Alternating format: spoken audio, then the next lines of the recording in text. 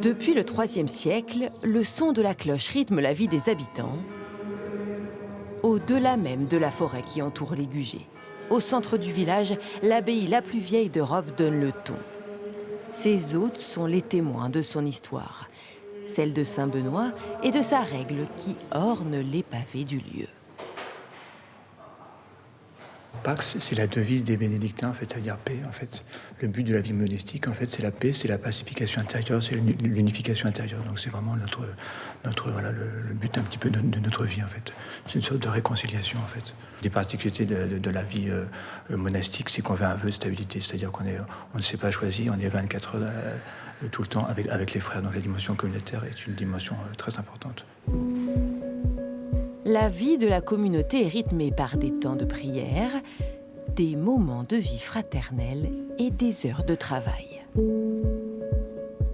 Chacun des 25 moines se construit à travers son activité, comme frère Joseph-Marie avec la fabrication du Scofa. Cette pâtisserie peu connue au-delà des frontières du Poitou-Charentes fait la renommée de Ligugé. Comme le travail se fait juste après la messe, ça fait un prolongement de notre méditation, de ce que nous avons entendu à l'église en fait. Il y a une partie qui est faite par les machines et une partie par l'homme. C'est tout un savoir-faire gardé secret. Depuis 50 ans, la recette repose entre les murs monastiques du Carmel de Niort et de l'abbaye Saint-Martin de Ligugé.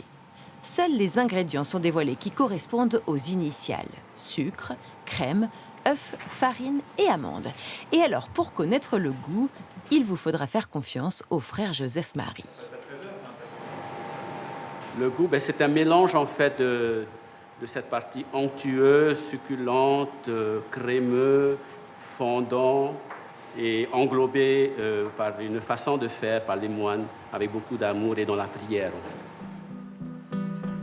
L'odeur du gâteau embaume les rues alentours, jusqu'aux usines de Ligugé. 2 hectares de bâtiments au bord du Clain.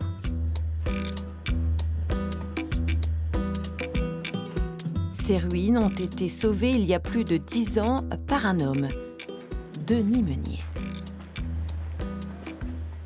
Je ne suis pas venu à Ligugé ni pour l'abbaye ni pour la nature, mais pour une autre raison, une usine en ruine.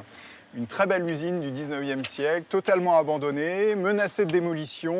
Et ça a été un gros coup de cœur. Voilà, c'est ce qui m'a fait connaître Ligugé et aimer Ligugé. Denis a réhabilité cette ancienne filature pour en faire un tiers-lieu, un espace partagé où différentes personnes travaillent au même endroit et ne pratiquent pas du tout le même métier.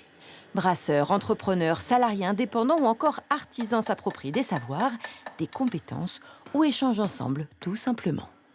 Je ne regrette pas du tout. C'est la meilleure décision de ma vie que d'être venu ici, vraiment. Très honnêtement, c'est ça.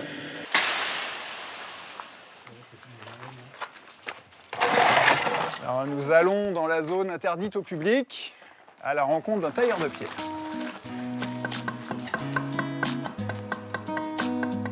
Aujourd'hui, seules 30 structures profitent de ce lieu, mais Denis espère pouvoir accueillir bien plus de professionnels dans les années à venir.